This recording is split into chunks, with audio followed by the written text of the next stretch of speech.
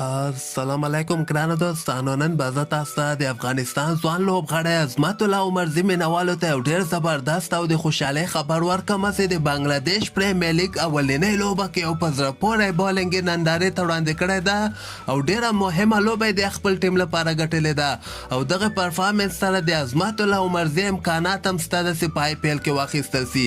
زه به تاسو ته وایم چې بنګلادیش پریمیر لیګ کې دغه 25مه لوبه چې کومه ترسره سوله دغه د عظمت الله عمرزي هغه ټیم اخیستلی دی، یعنې ډاکا په نوم باندې چې کوم ټیم د دغه کې شهزاد هم اخیستل سوی و. شهزاد نه علاوه قیس احمد او فضل حق فاروق هم په دغه ټیم کې اخیستل سوي دي، خو هغه اینډری لاسر د ویسټ انډیز لوبغاړی چې کوم د هغه ورنتلی ده د هغه په ځای باندې بیا عظمت الله عمرزي دوی اخیستلی و او نن یې لوبه کې ورته چانس هم ورکړی و. په دغه لوبه کې هغه بل ټیم اول بیټنګ ترسره کړ، هغه د نوین الحق دوی ټیم سره یې لوبه ترسره کړې وله چې د نوین الحق دوی ټیم صرف یو سلو دېرش رنزه ټارګټ د عظمت الله عمرزي یعنې ډاکا ټیم ته ورکړی و.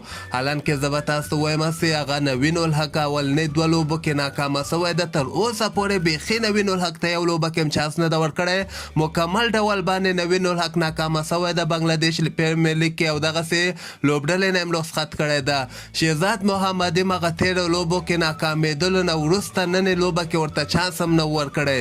په دغه لوبه کې خو هغه بل ټیم یو سلو دېرش رنزه ټارګټ د عظمت الله عمرزي دوی ټیم ته ورکړی او زه به تاسو ته وایم چې په دغه لوبه کې عظمت الله عمرزي نه علاوه فضل حق فاروقي او قیس احمد هم لوبه ترسره کړې وله. فضل حق فاروقي په څلور اوړو کې 32 رنزه ورکړی او د مقابل ټیم یو لوبغاړی آوټ کړی ده. قیس احمد بیا په 3 اوړو کې صرف 12 رنزه ورکړي دي. قیس احمد هم یو لوبغاړی آوټ کړی ده، خو عظمت الله عمرزي بیا په څلور اوړو کې صرف 25 رنزه ورکړي او د مقابل ټیم دوه مهم لوبغاړي آوټ کړي دي چې په دغه کې یو مشفق الرحیم ده، یو تسارا پریرا چې ډېر خطرناک راونډر ده. دغه دوه لوبغاړي د عظمت الله عمرزي له طرف نه آوټ سوي دي. بل طرف ته شهزاد محمدي خو ناکامه سوی لکه څنګه چې ما تاسو ته ویلي دغه ټیم هم رخصت کړی ده. د شهزاد په ځای باندې بیا دوی عظمت الله عمرزي ته چانس ورکړی و چې عمرزي ورته بالنګ هم ښه ورته ترسره کړه او بیټنګ هم ورته لاندې کې 10 مهم رنزونه کړي دي چې پکې یوه سروریزه وهلې ده. نو دغه لوبه ډېره دلچسپه وله، اخرنۍ اوره پورې دغه لوبه لاړله. بیا په 15 وکټو باندې د عظمت الله عمرزي دوی ټیم دغه مهمه لوبه په بنګلادیش پریمیر لیګ کې ګټلې ده. نو دغه لوبې ګټلو سره د عظمت الله عمرزي دوی ټیم ته اوس مخکې تګ چانس هم برابر سو. که خدای نخواسته دوی دغه لوبه بایللې وله بیا دغه بنګلادیش پریمیر لیګ نه هم آوټ کېدل.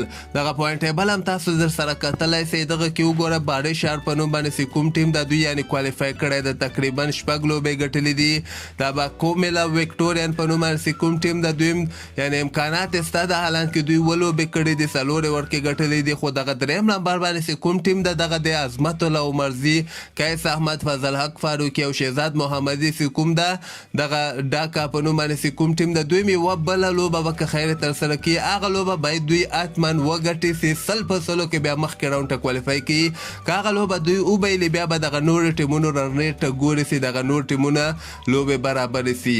نو مطلب مې د خبرې دا ده چې عظمت الله عمرزي اولنۍ لوبه وله په بنګلادیش پریمیر لیګ کې او د خپل ټیم لپاره ډېر زبردسته پرفارمنس ورکړی ده. نو همدغسې تازه خبرو لپاره تاسو دغه چینل هم در سره سبسکرایب کولی سئ.